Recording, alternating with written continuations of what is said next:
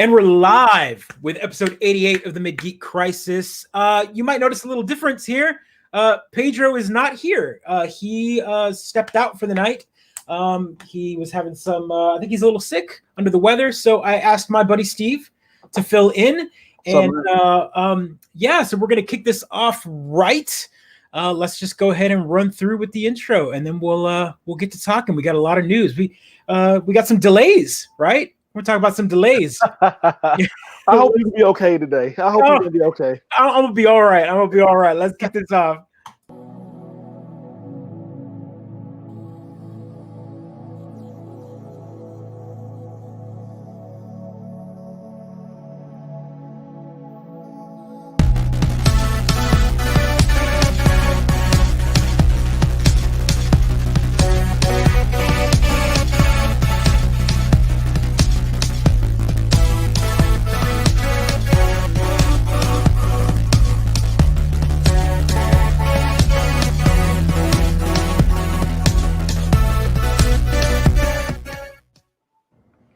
All right, episode 88 of the Mid-Geek Crisis. And I am your host, Joe, at the Afroman. And my buddy Cautious isn't here, but you can still give him a follow. We can give him a follow. And I've got my buddy Steve here. You can follow him at Steve Wright Jr. on Twitter. What's going on, man? How's your week been? Busy week, man. YouTube is exploding. I'm almost at 4,000. Yeah. That new video I dropped yesterday, oh my goodness, on my damaged one up arcade, my damaged Street Fighter arcade one up. Say that like 3 times fast. Yeah. Oh my goodness, man! I didn't realize how it was, and I'm gonna break some news. Update: Arcade One Up actually called me today to take care of the situation. So they are taking care of the situation, and I'm gonna have an update on their channel soon. All right, so give us a little. I'm gonna put a link of the video just so that we've got it. But what happened? What was the scenario here with you? I know that we had been talking about how you weren't very happy with your Arcade One Up, the Street Fighter machine. Yeah. And, so what's up, man? So long story short, I've been an Arcade One Up owner for at least the past year. I'll say year to be. Just to make it, even. My Street Fighter cabinet that I bought with my hard-earned money, I spent almost $300 on that cabinet. It just went out. I noticed it going out like a couple months ago, and it was glitching. And it was glitching from the speakers. And I don't know what happened. And one day, it just went off. And the next day, I heard I smelled a burning smell. I'm like, oh, that ain't right. So I thought lightning may have struck, the Arcade One Up, right? And just I opened it up. I looked on the side, as you see in the video when I do. It was a burn mark on the back panel of the cabinet, and I was like, "This has never happened before. I don't understand why that happened." So long story short, like I did in the video. Yeah, so I'm turning it around right now. See right here. Look at this part. So was this a newer cabinet that you had, or was this one of your earlier ones? This is one of the first cabinets. Now you see right where my hand is. See that brown spot right there? It actually burnt. I don't know what happened, but that's a burn mark. That's interesting. Those things run on really low power too. It's like a 12 volt adapter that powers those things. So so we got a question. How much do those things cost usually? Okay, so Arcade One Up, the usual price is $299. The $399, and then the bigger one's like $499. Right. I want to say that cabinet was $299. I want to say it's $299. I bought it a while ago. It was a great cabinet. Street Fighter had all 3 games on it. Street Fighter Championship. Yeah, it's all 3 of them. Yeah, all 3 of them. Yeah, and then the new challengers is on. Yeah, and the new challengers. And it was a great game. It's great. I love it. It was my main cabinet I played. One of my second cabinets I had. And basically just went out, man. I don't expect anything to last forever, but those cabinets, I'm thinking like, man, they should last a pretty good. Well, you're paying a good chunk of change on them. I mean, I could see in the background on that video, if anyone noticed or watched, you've got at least 6 of them. So that's your 7th one. So that would be your 7th. So you've got 7 of them, and they're not cheap. this day and age, I mean, a company like Arcade One Up, they've got to bring their A game, because you've got people out there building like Raspberry Pi machines, and they're technically offering you way more value for your buck on those. So these guys have got to come in with like good branding, good support, good mechanical, and they've had some problems before early on with the Arcade One Ups. I remember the control panel would fade. So Yeah. I remember they had some bad artwork that it was rubbing off as you were using it. So then eventually they started giving you the clear panel to go with the buttons so to protect it. That's in that first line, right? Arcade. You said, wait, is the arcade business even alive anymore? No, it's dead. But this is for really. people like us that grew up with it, right? So like this is a way for someone to own a game that they had in their childhood. And Arcade One Up, what's the ratio on these? These are supposed to be, they're like a quarter, no, 1/3. No, they've got like a 2/3 size, I think is what they call them. They're like 4 feet tall, like 4 feet tall. And if you get a riser, it can be 6 feet. But it's different hacks. You can buy like the $7 IKEA table and put that on there, and then build around it and have a cheaper one, or just leave the table like it is. If you go in that video, I'm gonna release a new video coming, I think next week, talk about my 1 year not anniversary, but owning the Arcade One Up for at least a year, and I'm gonna talk about all the cabinets and talk about the good, the bad, the ugly. And even it's gotten better. So the one that you've got right there is one of their first wave ones. And that's the first wave, yes. That's the first wave. And if you compare that to maybe like one of the the turtle ones, which is one of the more expensive one, if you notice in the background there, and I'll even put it back up there, you'll notice back here that he's got Ninja Turtles back there, and that's one of the more expensive ones. That one's like $3.99 stock. The nice part is so the good and the bad on these, in my personal experience, I've got two of them. The good and the bad about these is they start off at $2.99. If you watch your prices, you can get them for cheaper. And the reason why is because they are shelf warmers. They take up a lot of space, and places like Walmart don't hold a back stock for very long. They need to keep things rotating. No. And if you watch them, you go to the electronics section, you'll see a little wall section that they got them all standing up. Yeah. And then you go there, once every couple of weeks or so, you're going to see them drop. And I've seen them as low as, I think what the cheapest one you picked up might've been that Final Fight, right? It was like $50. No, that was the no, it wasn't. Final Fight was $50, but the cheapest one I picked up is the Asteroid one, and that was $1. Nice. It was $1 because it clears it out. Nobody wanted it no more, and I thought it was going to be trash. Which I never played Asteroids as a kid. I didn't care about it. The only reason I got that cabinet is to mod that one. Yeah, I didn't want to mod my Street Fighter one because I actually like having it stock. Yeah. The Street Fighter one is the most popular one to mod, just because it gives you the 6-button layout right up front, so you can put any game on there because minimum 6 buttons for a lot of the console games. But yeah, that's pretty cool, man. That's a good video. I watched a bit of it. I didn't get a chance to watch all the way through, so I didn't know what the damage was. But that's great that they reached out to you. Yeah, man, you hit those likes, you get enough viewers, the company's gonna go, wait a minute, let's get you squared away. And they know they had. They got bad customer service, and in the customer service, I can understand why now. They have so many people just contact them constantly, so they just robot out answers and stuff, and it's so dry and cold. And you're like, wait, hold on, I just spent $400 on this thing, and you just gonna just be cold like that? See, that's not good customer service. It's not at all. I understand that these products are mass produced, but it's a niche market. And you don't want to treat your customers like crap when you're spending $400 on a product that isn't needed. I mean, these are 100% luxury items, right? Yeah. Like they're not needed. If I'm going to spend $400, I mean, that's a PlayStation 4. That's a PlayStation 4 Pro, and you could get way more games. You're going to spend $400. You're only going to get 2 games. The Turtles machine is an example of that. You only get the first Ninja Turtles, and you get Turtles in Time, all in one cabinet. That's $400 for 2 games. Like and also too, my counter to that is this, like I said, it's a luxury item. Right. It's a man cave thing. It's like a family console. It's basically it's for like, oh, I'm not gonna be playing on too long. I want to put it in the corner, next to the pool table, or put it in the front room like I did. Just a conversational piece. It's nice to have, but you don't need it. You don't need it. No. And that's where the customer service should be premium, because they're like, hey, wait a minute, the people that are buying these just dropped a big chunk of change on our product, Oh man, let's treat them right, because if they're spent $400 on one, they'll probably buy another one and another one. You won't repeat customers for a brand like that, for sure.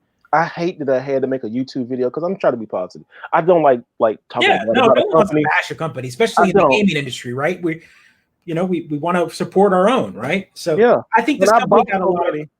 this company got a lot of bad rap originally because they were like, oh, who wants to spend $500 on one product? But they got better and better, and they were releasing these nice looking cabinets. And I think it's cool to be able to put a cabinet on there that looks like a Street Fighter machine in your home. I think it's pretty neat.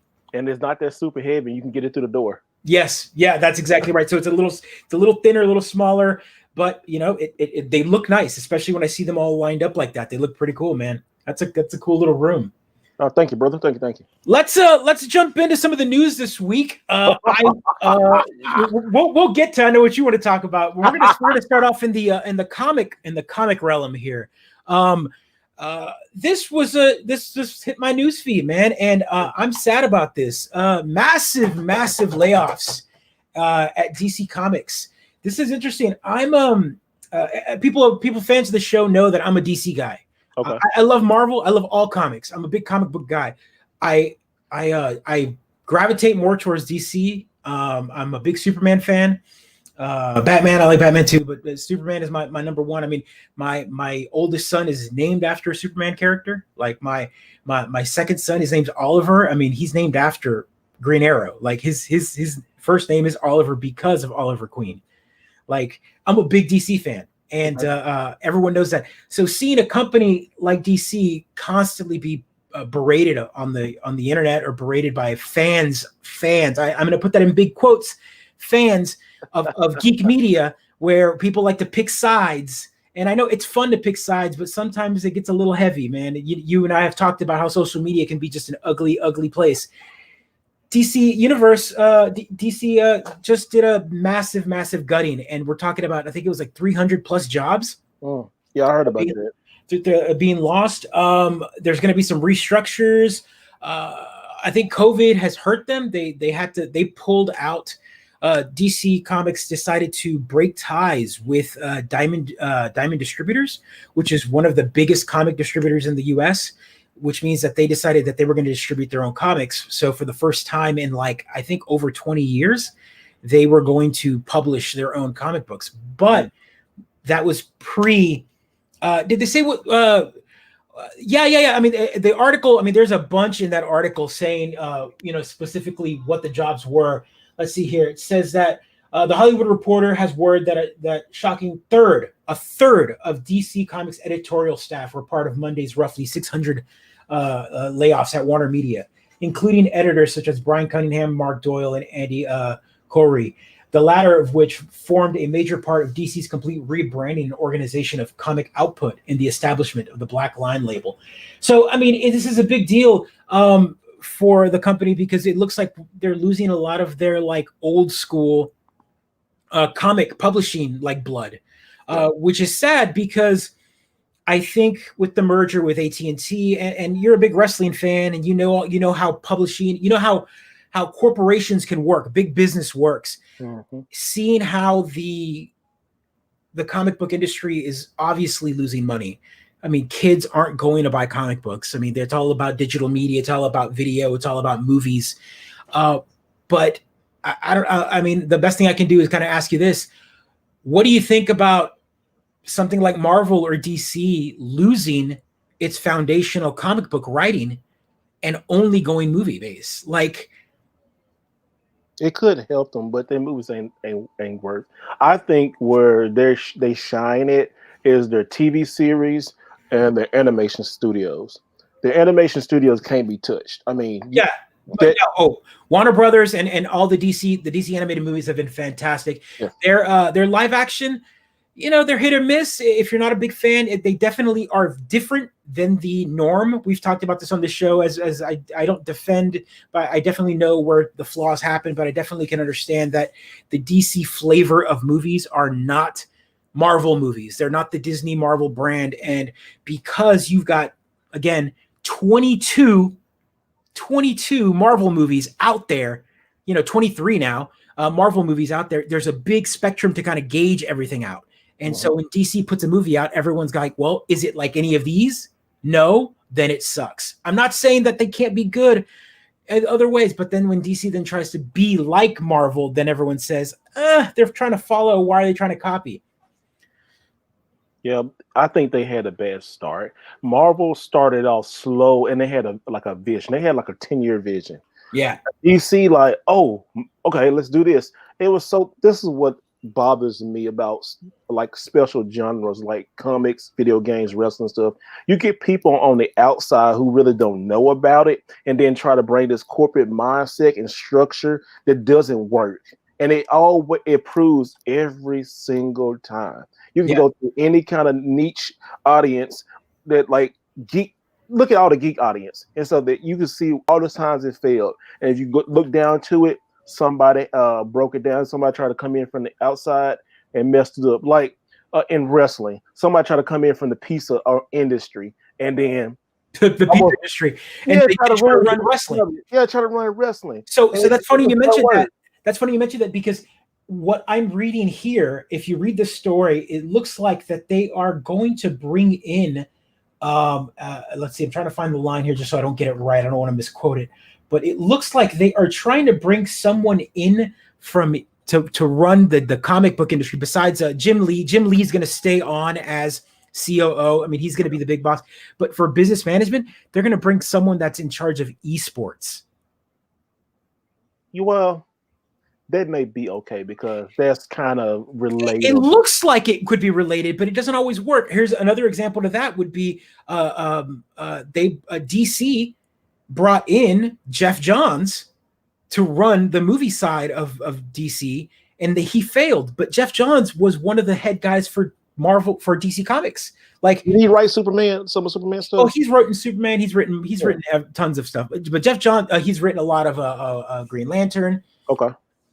Yeah, right. Yeah, but esports can't run their own business. It's like an industry that lasts very little, and then it collapses because everyone moves on to the next big game. So the esports is, are you running it as a model where a game could be plugged in and pulled out? Or are you running it something like the Overwatch League, where it was one specific franchise for one game, and it got really big really fast, but then the game started dwindling, and so then you have to collapse the whole league.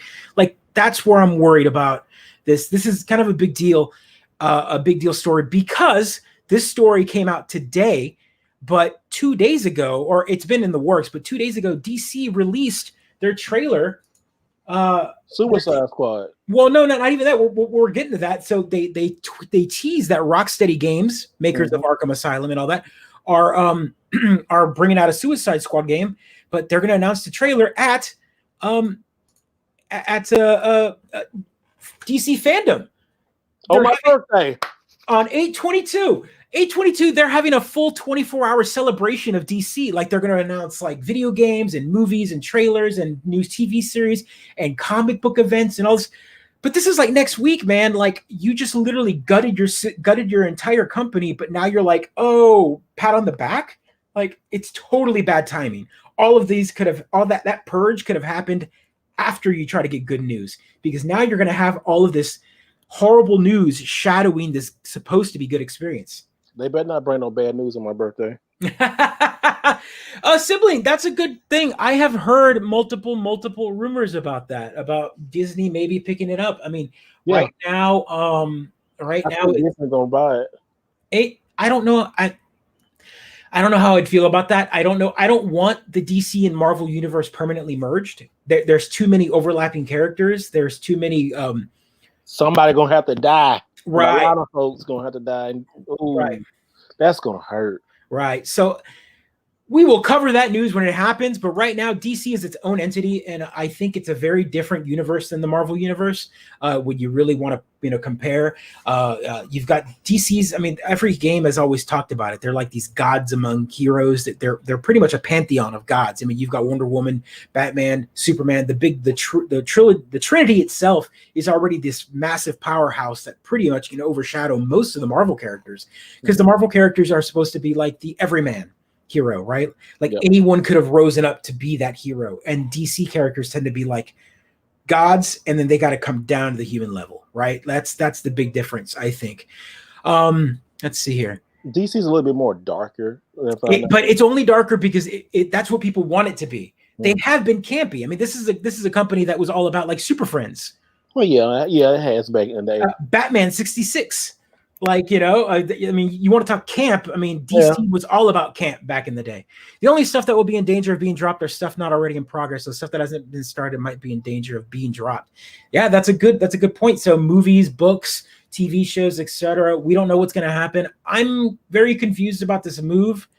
It's a big shakeup with the polar opposite company that is Disney. I really see them as the mirror side.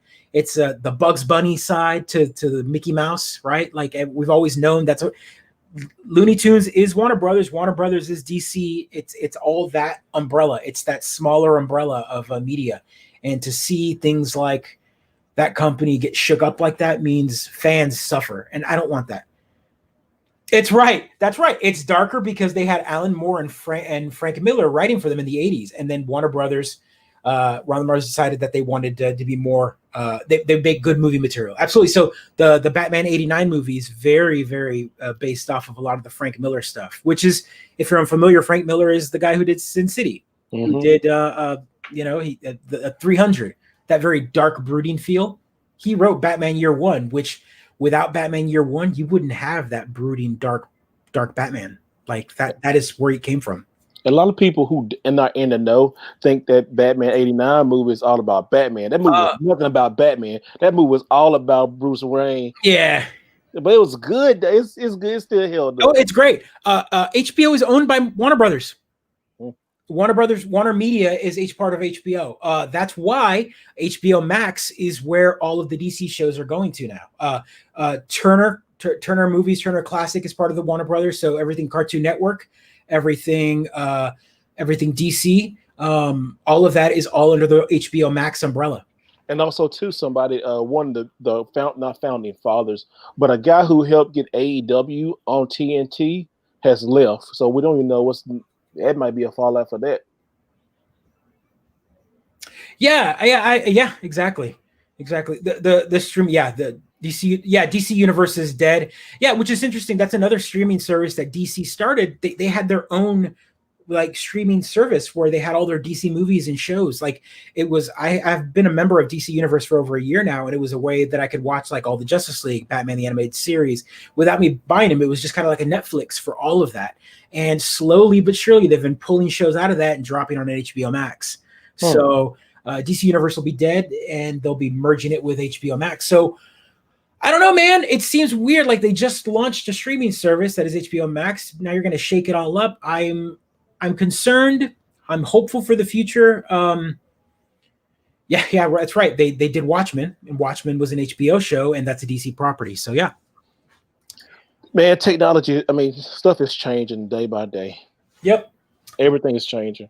So all our entertainment is about to go away now. It's all going to be owned by Disney by the end of it. Yeah, all Disney.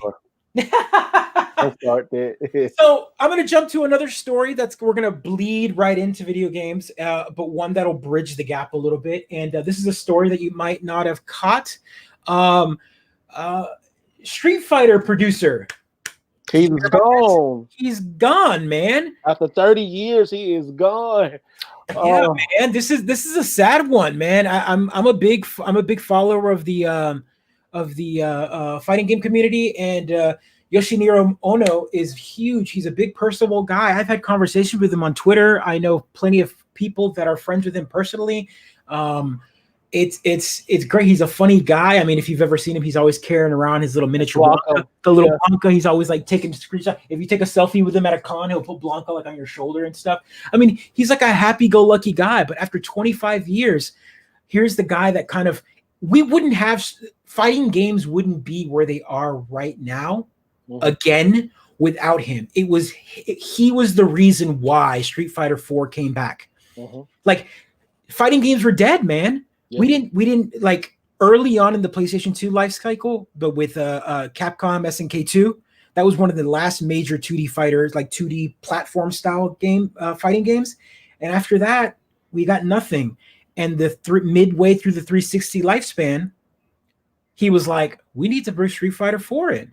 Yep. And Street Fighter it 4 was huge. Yeah, and because it was huge, I mean, we're talking about a company. It was the reason. It was his was the reason why companies like Mad Catz became a big deal, man. You know, like here's the Street Fighter 4 fight stick. Here's one of the smaller ones, but this is a Mad Catz product. Remember, Mad Catz was like trash.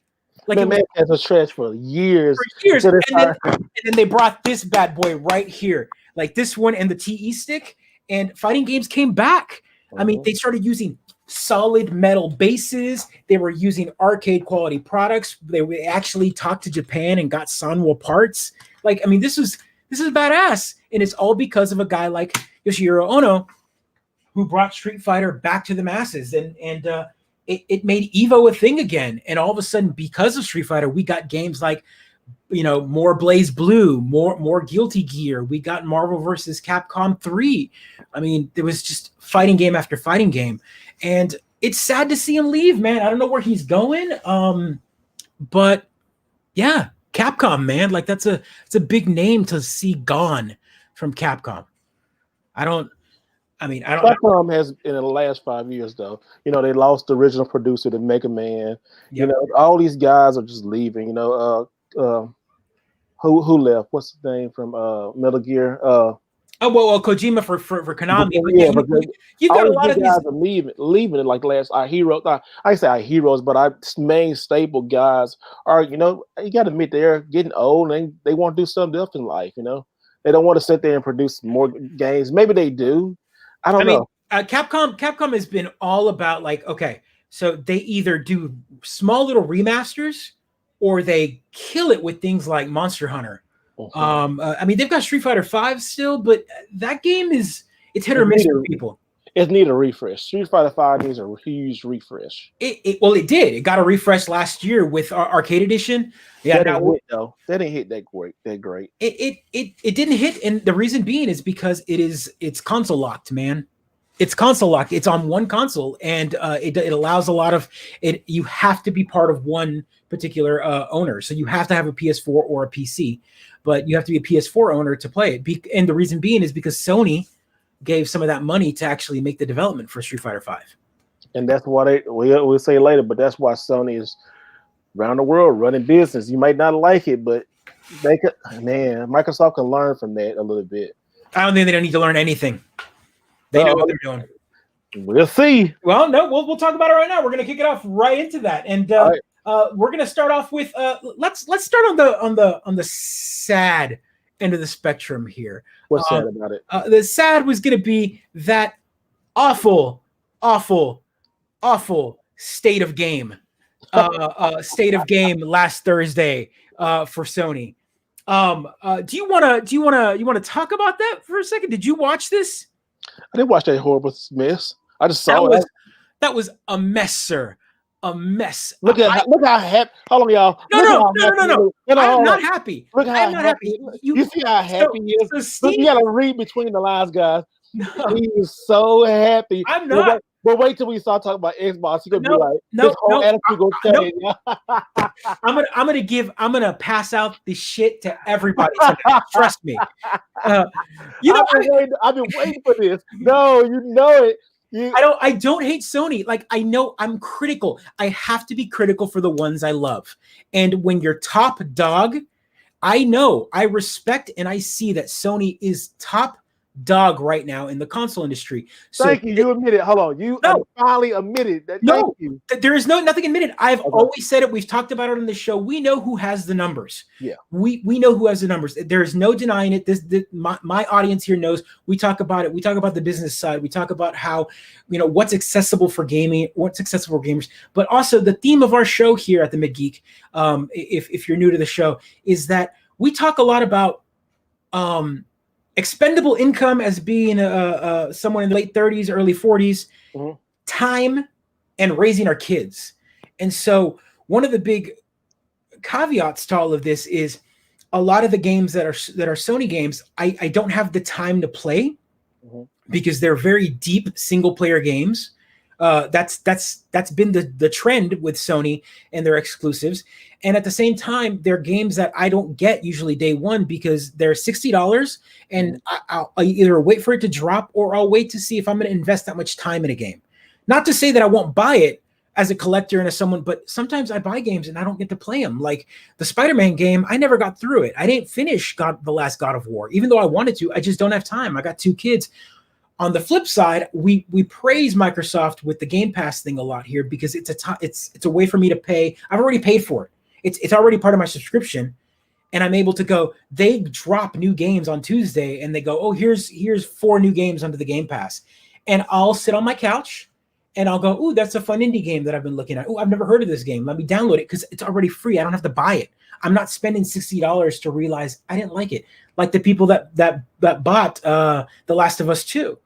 But that's still 2 choices, though. It is. It's 2 separate choices. In my demographic, we talk a lot about that. Is that for me?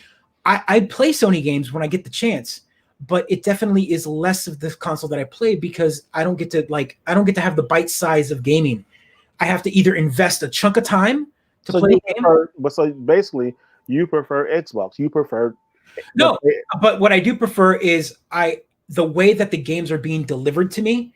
I would have, again, you would have asked me back in 2015. I bought the Sony PlayStation 4 day one. I was all about it. I was like, hell yeah, look at you. They're giving you the game. Here's how you share a game. Ha, ha, ha. Microsoft, what are you doing?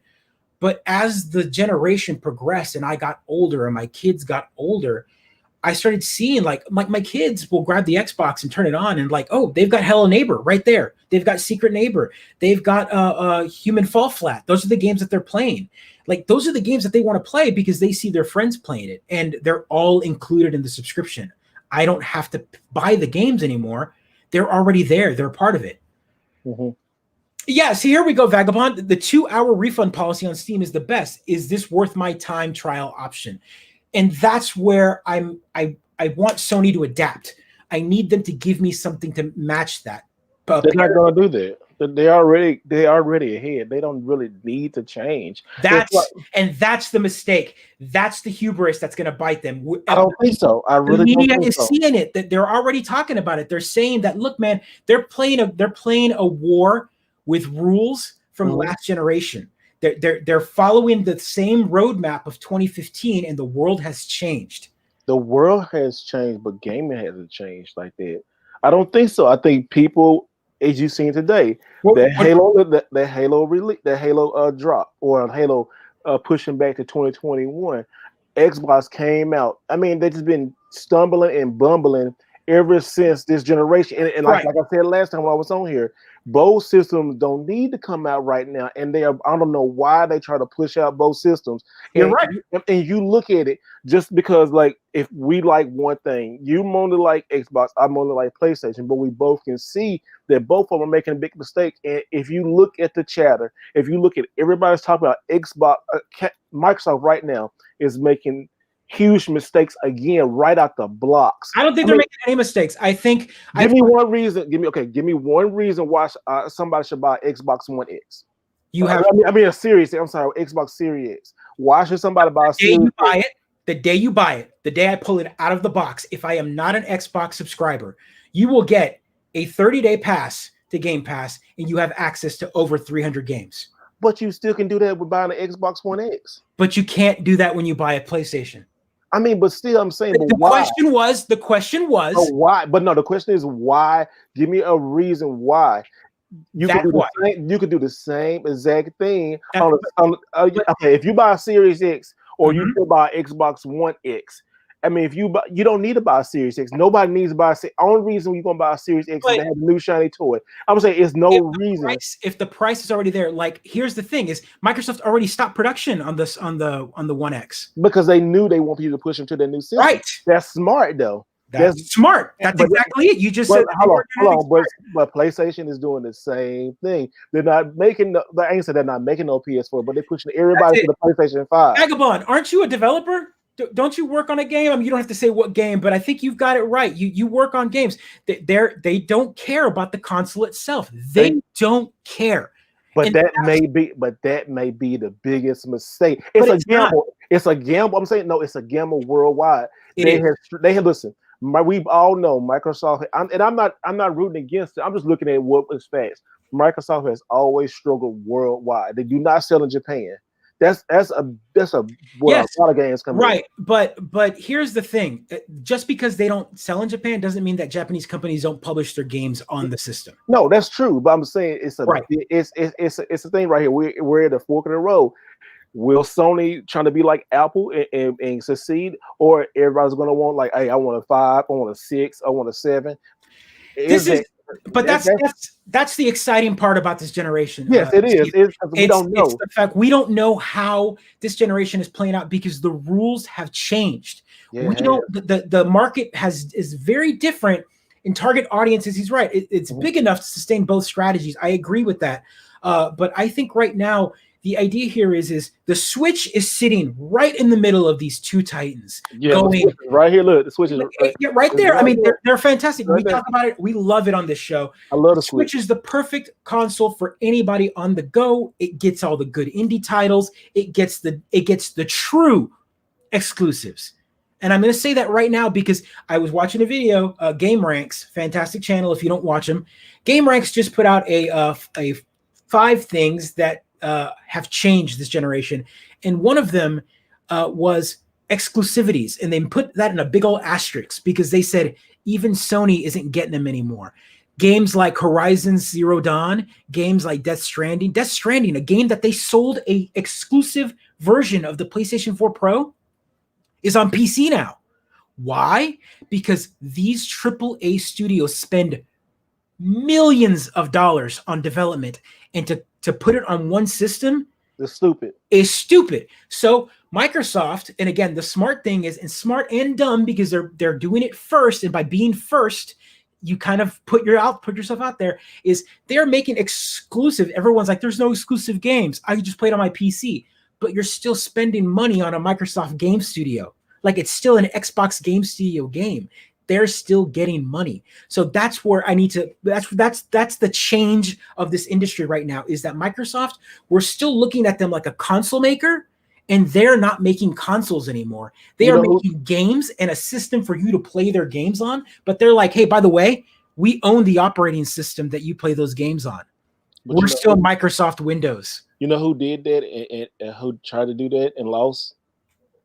Sega. Sega did the exact same. They didn't have the operating system. They were working with Microsoft, but they did the exact same thing. Say, you know what? We out. We're going to be a developer. They're going to be the biggest developer. Right. It worked out a little bit. I mean, but you still don't hear good stuff from Sega. And Sega has fantastic games and fantastic franchises. Everyone wants them back in the ring. I would kill. You know what? I would give many. You would kill, huh? I would kill to see Microsoft just buy Sega outright. You think so? Yeah. Wow. I think that's a big money move right there. Microsoft and Sega has had an interesting relationship over the years. They helped with the Windows, Dreamcast. With the Dreamcast, with Windows CE. There was a few games that used the infrastructure. It was only like 4 games that used it, actually, even though it had the logo right in the corner. And then you had a Microsoft more money as a game. They didn't. Yes, of course they have, because their IPs are worth money, because they're able to spread out those IPs out to multiple consoles. They could put on mobile games. They could put it on your Switch, on your PlayStation, on your Xbox, on your PC. So yeah, you're right. But they're creating a development ecosystem. Huge difference. That's right. They own the biggest gaming platform in the world to host that stuff. Windows. That's exactly it. That's what people tend to forget.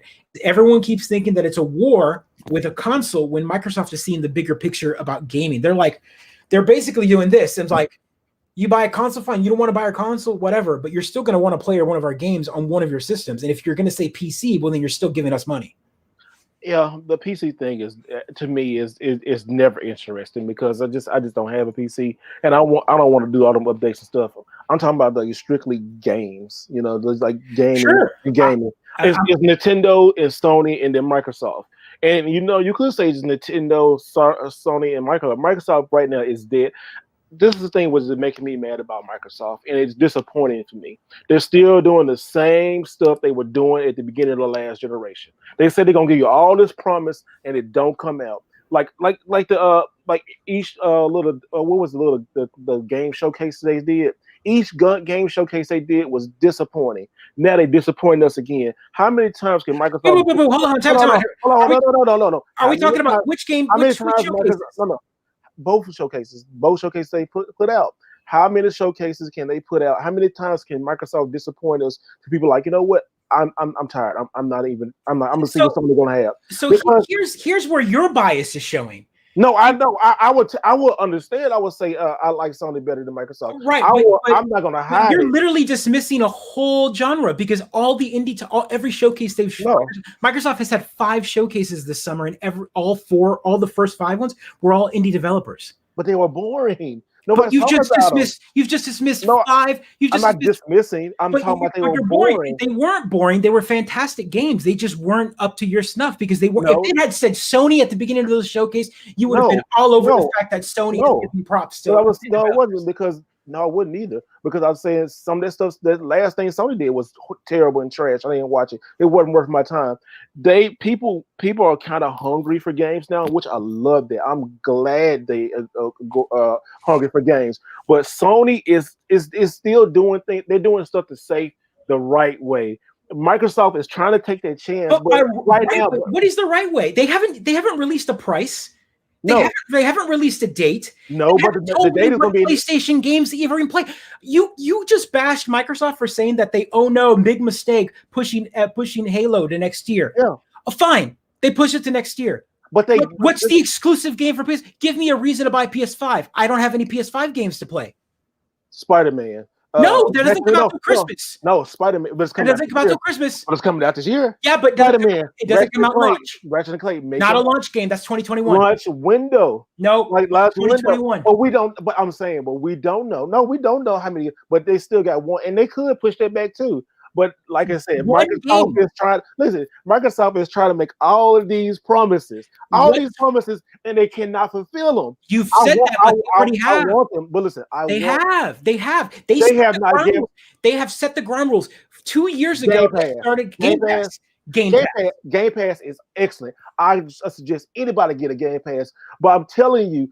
No. What do you say? Knack 3 or Riot. Oh, heck yeah. You know what? Hold on. What do you say about Knack 3? Let me tell you. I'm putting it right here. Knack 2 is, this game is okay. It's okay. It's okay. Yeah, it should have been better. It's Mark Cerny talking about SSDs for 30 minutes. But seriously. Microsoft has not gave nobody and you go, this is not just talking about your bias. Look at that. So what you're like, no, I'm gonna run in like McMahon, just like I love this. No, but seriously, Microsoft, it don't with your Microsoft bias. They had not given you a concrete reason to buy Xbox One X. Because look, I have a Cyberpunk edition Xbox One X. I'm playing Cyberpunk on Xbox One because I know it's going to be the best thing. I had the things for it. I've been wanting to play on it, but they not have gave me a reason to say, oh, let me trade in my Xbox One and get a Series X. No, they have not. The only thing they said it was going to do, it was Halo Infinite to buy it, and I was going to buy it for that. But then Halo, but no more exclusive. Halo was the king. Everybody talk about Halo. When they say Xbox, Halo, hand in hand, peanut butter and jelly, all that gets stuck in the roof of your mouth. Yes, I love it. It's good. Yes. They don't want it. Microsoft said they don't have it. They promised it was coming out. Then they backtracked. No. They never promised that it was coming out this year. Oh, listen, they said this year holiday. When they put that holiday on they did put a holiday. That's a promise to gamers. Well, that was 343, man. Like 343 said, look, don't blame 343. No, well, they have to. Look, let's slow down. You're that's one of the indie developers, right? Right. All right, then. That's a promise. It's with Xbox. I'm saying, but still, I'm disappointed. I want to buy. I want Halo this year, but let's take it down. Halo 5 was trash. Halo 5 Guardians was trash. That was 343. And if 343 doesn't show up, then it's going to be bad news for Microsoft. So here's the key here. As a Microsoft fan, there you go. Say it. I'm a fan, but I'm a fan of Sony too. And I'm going to talk about Sony a second. Okay. But as a fan, I want Halo to succeed. And the only way it's going to succeed if it's good. And if it's good, then it needs to be pushed back. Every major game has been pushed back. Cyberpunk was pushed back twice. All right. We had The Last of Us was pushed back multiple times for Sony. Yes. So my point is delaying of a game is good. We don't need crunch. We don't need developers hurting. Here on this show, we have plenty developer fans. We have developer friends, personal friends that work in the industry. And I, for one, do not need to see any of them suffer or lose their jobs because of crunch time. So, and I appreciate them. They are the heroes right there. Absolutely. So that said, with all of that push and all of that love as a gamer, I can rage on the internet all I want and say that a company's being trash. But if it means that people get to be with their families and they get to make a better polished game, push it as far as it needs to go. That said, I am going to reiterate the fact that the groundwork that was set by Microsoft is one of the most brilliant things that I've ever seen. Because while we are saying that they don't have anything to show, you are right. You are absolutely right, Steve, that right now, if you are already an Xbox One X owner, the only thing you have going for to buy an Xbox Series X is that it's shiny and new, and it might have faster frame rate or it'll look better on your TV. But they haven't told me everything yet, but they have been giving more news than anybody. That said, though, if you don't have an Xbox, you don't have an Xbox at all, period. You don't have one. And you're like, next gen consoles are coming out. I am little Timmy with $400 in my pocket, all right, that I have saved up for. And new consoles are coming out. And I've only got $400. No more, no less. I've only got $400 in my pocket to buy this console. Sony announces a console and they say $399, no CD-ROM, $499 with CD-ROM, with Blu-ray. Xbox goes $399. Now, that said, Sony, right now, with the news we have right now, Sony has not given us any backwards compatibility. They haven't told us anything about the PlayStation 400 titles that are supposed to work, not work. They haven't told us any games or any service that's going to allow us any type of like trial basis. So that's a $400 paperweight with no games announced on launch, day one. So I go to the store and buy a Sony PlayStation 5, plug it in, and I go, what do I play? I can't download my old games for my old library, and I don't have any new exclusives right now for day 5. So Deathloop is day 1. There we go. That's 1. My point is, if I had $400 though, and I went and bought a Microsoft Xbox with their new model that they've got, they're giving you a 60-day window of Game Pass. You plug it in and you have access today. You saw it in the press. 4 generations of Xbox games available to download. That is brilliant. We got to give it up for that. Like the fact that you could take all of those old games, or you could go into GameStop right now and pick up a Xbox 360 game, $5, $10, maybe a game that you didn't play because you were playing Sony systems and now you want to play maybe a Halo. Go pick it up. Or you've got the Game Pass. Go download the entire Master Chief collection and catch up. You've never played them before. It's free for you already on your console. No game required. No $60 purchase. That's my key there, is the fact that anybody with the base price can go buy a system and they're going to get a ginormous library. So that's what I'm trying to get at, is Sony hasn't given the new age, the COVID age, the age of not going to the store, where I could just plug into my Ethernet or plug into my Wi-Fi, and where's my library? Where's my Netflix of gaming that everyone has now? Everyone is subscription-based service. We pay base price for something. Give me an all-you-can-eat product. Sony hasn't come out with that. You're saying that they don't need it?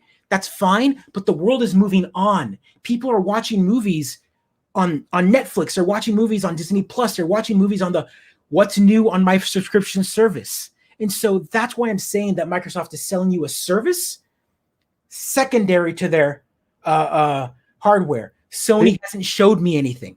People do not buy video games for a service. People buy video games to play games. To play games on. So what game am I going to play? Human nature, as you've seen it, is basic. People will buy what's popular. And PlayStation is going to be what pop, even though if they have 3 games. We do remember, we are at the age, Super Nintendo only had 3 games or no 5 games, 3 to 5 games.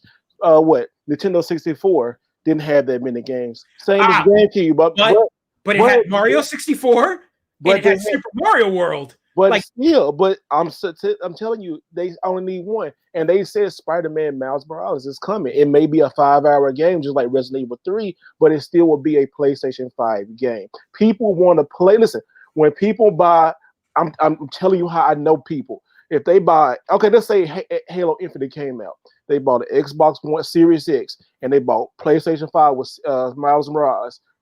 Look how Halo look right now. People will talk and kill. They will kill. They will like cancel culture. They will cancel Microsoft for putting that out because it does not look next gen. yeah. Spider-Man. People buy who are going to buy these But machines. it's No. but People it's who the buy PlayStation these 4 game. machines. Let's take that back there. You keep talking that Miles Morales is a system exclusive. It's not. If you own a PlayStation 4, you can get it. But it's PlayStation 5. No, absolutely not. It's PlayStation 5 only. Yes, it is. Can you, producer? Can you look that up for me? Because Yeah, I'm look pretty it up. sure it is a PlayStation 4 DLC add-on for the. It's not a deal. It's not a DLC add-on. It's a full game. Yep, it's a full game for PS5. For PS4, they can download it. So that means they don't even have to buy a PS5 to own that game. So again, that's a game that's exactly the same model as Xbox. Where's my version? Where's my reason to buy it? Regardless, nobody's going to buy it. Nobody's going to buy a Series X. They say they don't care. That's right. They shouldn't care. Nobody's going to buy the system. But you just went back to the whole like, oh no, they're not going to buy it. Like I said, it's too early. Right now, it's in August. Microsoft is putting all their cards out. They say, "Hey, look at this. Look at it. Yeah, put it back up." He's looking for it. I'm waiting for him to pull it up before he gets it. He's my fact checker. Yeah. But yes. So Miles Morales will be out on PS4 and PS5. People want next gen. Xbox Series X has no next gen games. Sure, okay, yeah, let's buy Xbox Series X to play older games. Why not? Why do that? They're gonna like, well, I just wait till something come out. People gonna say, well, I'll wait till the buzz come out. Yeah. I'm gonna wait. They're gonna wait. They might wait. Again, no one has released their full lineup yet. No one has told me what games are going to come out day one. But I will say, right now, at face value, right now of what we have information wise, I can't use my old controllers on the PlayStation 5 unless it's a PlayStation game. I mean, that's an excuse. It's $70 a controller, man. So is a Switch controller. But again, my point is we're talking about little Timmy with $400 here. You and I have money. I will be buying all of the consoles. I have to talk about the normal Christmas parent who's not going to spend $70 per controller. But on Xbox, and again, I'm just putting out there as an example. You keep giving me reasons why Fortnite is going to be on there on PlayStation 5 day. It'll be on Xbox One X. But people will buy the more popular system, though. But people buy the more popular system. Actually, the numbers for Fortnite are terrible on Sony because they were the last one to adopt crossplay. But still, they're going to buy it when they go there. That's what I'm saying. The popular people will buy the more popular name brand, and then right now it's still Sony. I mean, I want Xbox to do good, but I'm telling you, man, it's in the numbers now. Nobody really wants an Xbox. I mean, that's why Game Pass is. I mean, yeah, Game Pass is cool. Sony has the same thing, but it's not as popular. They didn't market. No, it's terrible. It's not the same. It's only the same now. They started adding the actual downloading of the game at the very beginning. Their hubris, Sony hubris, was like, "Oh, you own that PlayStation 3 game? That's okay. You can rent it and stream it." But they got two. But you know what? They have two different strategies though. Sony is going for the tried and true old school model, like, hey. You said, what? He hold on. Yeah. Oh my goodness. You should put your lucha mask on. Why did you put that? It's Illuminati, man. That's how it works. And you know what? Hey, this is really good though. But in my thing, I own so many PlayStation games. I love PlayStation. I love Xbox 360. I got 360. Might include a remaster after all. So that's July. But again, with a remastered version of PlayStation 4 original. Pull up Miles Morales, Spider-Man. Pull it up. Pull up the case. Put the case for it because it says with the blue and white case for it. Pull up the cover art for it. It says PlayStation 5 exclusive. No, hold on. Pull it up.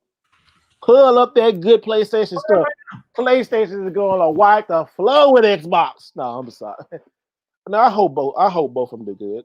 But Xbox having to give me a read. That's my biggest gripe right now. So PS5, that's the announcement trailer. But they themselves have put out multiple news that it'll be for PS4 and PS5 as a time will tell. Time will tell. But I'm excited though. I'm really excited. You see how confused we are about that? Yeah, we are confused. You know why we're confused? Because Sony sucked at releasing news.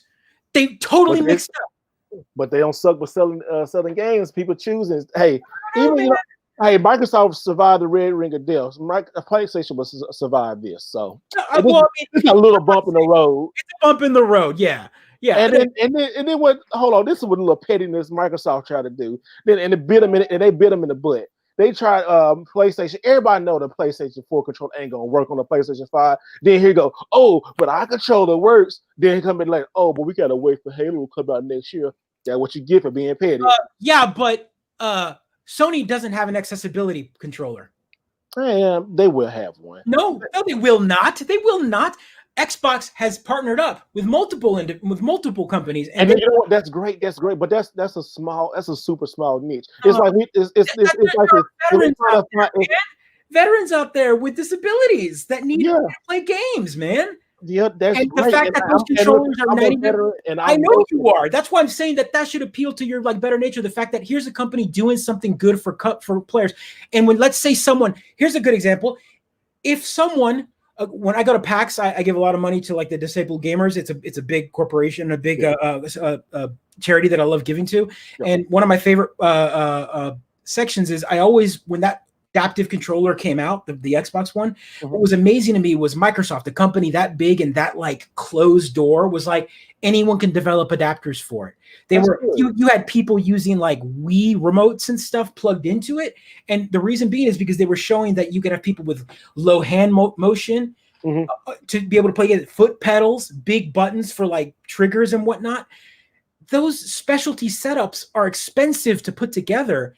And when someone buys a new console, you're well, now what hacky way do I have to do to play my games? The fact that Microsoft was all of your old controllers will work, period, including this one, because that's a big initiative that we pushed for. That's a big deal, man. This isn't. I know it's small bits, but it's the little things that matter for the game. But the little things that matter. They also say the little small foxhole kills the whole thing.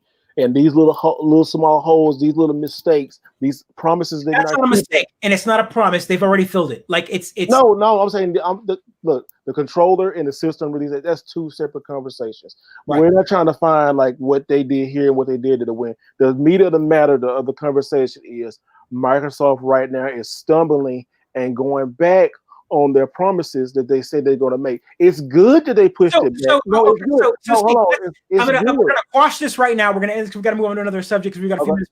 But so are you going to hang up? Are you going to really just jump on it because that's the one promise that you can remember that they No. I need another promise because they have done nothing but give to the gamer for the second half of the generation. They gave because they had to. They doing anything to catch up. But if they was in first place, they wouldn't be doing this.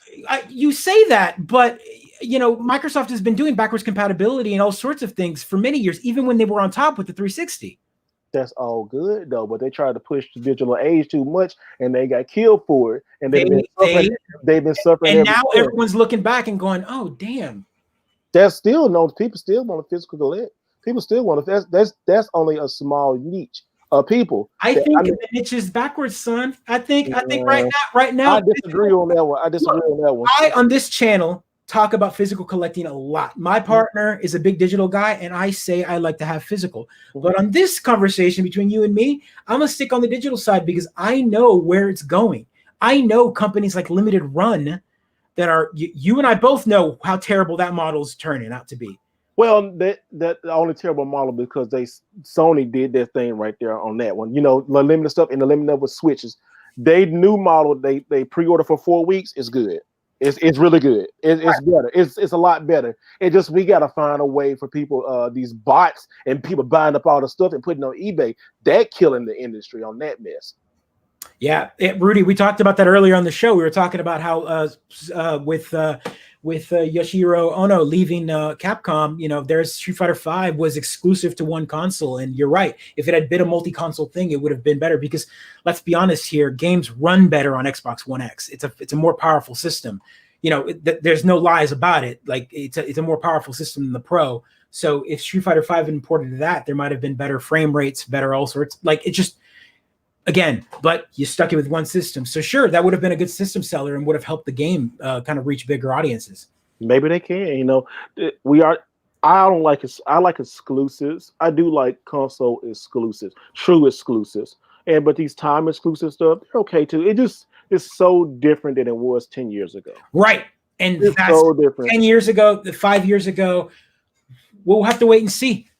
This console war is going to get spicy for sure. I'm waiting. Again, Microsoft did announce news today that they are coming out the true next gen console, Stadia. Baby. There you go. You get the golden nugget for mentioning Stadia in this episode because we've always mentioned it at least once. Hey, speaking of Stadia, did you see? Did you get the email from Google where they sent you if you try to get the Google glasses or something like that, they give you money back? They got sued. No. Yeah, I'm seeing the email or something like that. Google's getting sued about, because Google will get a product and drop it. And so they dropped their Google glasses. I was in the beta program of trying to get it. I never got one, but they dropped a whole bunch of folks and stuff. Big mess. So Stadia turned into a class action lawsuit? Yeah, Stadia, but Stadia is whatever. I'll buy Atari before I buy Stadia. I'll buy a ColecoVision before I buy Stadia. Did you get an email for the Atari VCS? Yeah, I did. So if you guys aren't familiar, so Atari's been in the news recently with the Atari VCS. They've been trying to put out this console, this oh man, they so thing. I feel so sorry for them. I feel bad for them.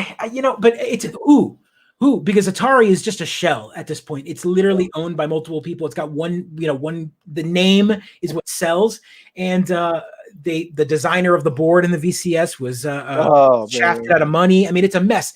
So I got an email saying, "Oh, hey, put in your pre-order now for the." I'm like, "What are you talking about? You've delayed the system 16 times." And they said put the order in at GameStop. Put your order at GameStop. How much do they want for it? What's the price on that VCS? I think it's $399 or $299, $299, $399. And what is it supposed to play? Xbox games. At this point, Microsoft would be like, "Sure, you want to play our games? You can play." Oh man, oh man, I love being a gamer. I love this stuff. It's just so much stuff. At least Nintendo has got a good track record, huh? Yeah, well, right now, the track record. Everyone forgets. We all both know that I was one of the 16 million people that actually bought a Wii U. Me too. Yeah. Yeah. So 16.5 million was the entire sell of the Wii U. That was a beta for the Switch. Right. Well, the Switch announced their numbers last week. They are at 66 million. They sold 16 million units just from March to now, all because of Animal Crossing. What? Yeah, yes, all because of Animal Crossing. How many sold on eBay? Well, I mean, whether it's sold or not, Nintendo got the money. What is that? Wii U? Wii U gang. The Wii U was great. We talk a lot about it on the show. I love the Wii U, man. I love it. We talk about it a lot. The one game, or there's multiple games that did this, but one game that really told me that no other system could do this, and something that you can't even do with the Switch unless you had two consoles, was that asynchronous gameplay. Zombie U was a game that had it. There was a multiplayer mode where one person would hold the gamepad. Mm-hmm. They were the king of the zombies, and their entire job was kind of like you controlled the zombies and you could deploy them, and you were trying to attack the person on the TV, and you on the TV were playing like a third-person shooter, kind of like surviving in like a kill pit. Mm-hmm. So it was just like this cool, asynchronous, I control the boss characters, and you multiple characters with controllers could play on the screen. Which again, you can't do that kind of gameplay anymore unless you've got multiple Switch. You would have to have my Switch with a screen and then another Switch plugged into the TV. Hey, that Batman Armored Edition, it was so dope on the Wii U. Right. That was a cool edition where you had you throw certain weapons and then you can control it with the gamepad. Again, certain things like that was different, man. I think Nintendo really sticks to their guns, and I kind of dig that change. Yeah. So again, gaming's exciting, man. I love it all. We can argue all we want, but let's be grateful that we're getting all these great companies with grateful games and developers. It's a golden age of gaming right now. I think I love it. Indie developers and even the AAAs are fantastic right now. I mean, we celebrate it on this show all the time, and it's a great environment to raise my kids in, for sure. Man, thank you for the developers. Y'all did y'all are a godsend. Y'all work on hard hours, and you listen to us babble back and forth. And man, y'all the MVP. Yep. So what's on your agenda for the rest of the week? PS4, man. No. Now I gotta do some couple game capture videos. I'm really working on this new video on this Capcom subset, this Capcom Fighter's Edge subset on the PS1, and I'm trying. I saw that. So you got the entire the Fighter's Edge collection on PlayStation. Yeah, 14 all 14 games. They were hard to collect. I mean, that was. Some of them games don't even pop up like the Star Gladiator. I mean, so go give a follow to Mr. Right Way on YouTube. You're also on Twitch now, right? I saw that you just started on Twitch recently. I feel old. I said I don't know how to do Twitch. I'm gonna learn it. I'm a stream from my PlayStation on Twitch. Soon. I'll just pick and choose. Yeah, pick on the PlayStation one. Well, guys, ladies and gentlemen, we are going to wrap this up. We are one of us. Oh man, episode 88. Like, subscribe, share. Go follow my buddy here, Steve. You can find him on Twitter at Steve Wright Jr. Take a look. Go follow him on Instagram. Go check him out. He got some great pictures. He does some photography. He's a big wrestling guy. He did an interview with a friend of the show, Mega Ran, just a couple episodes ago, right? I think you did a nice interview episode with him. Next time you bring him on, I should poke at you and see if I can give him a talk. Oh man! All right. Well, yeah, another week of quarantine, man. Another week of quarantine in the can. For sure. It's been good, man. It's been good. Thank you again for inviting me on. Yeah, man. I appreciate it. Thanks for fighting my rage here. I threw my Microsoft foo at you. I knew I'd be able to get you with my Sony. Oh, I love it. Which is so funny because I love all the systems, and I buy all the time. I talk about Sony all the time on the show and how much I love them. But at the same time, like, I have to. If I knew that you were going to be on the show, I'm going to make sure that I'm going to play the other side, play that Microsoft, and for sure. All right, but it's so fun, man. I love it all. Yeah. Well, again, take care. Like, subscribe, share the video. Thanks, guys. In the comments, you guys kept it lively, man. I can see that. Look, thanks for the spicy. For sure, absolutely. All right, ladies and gentlemen, another episode in the can. Take care.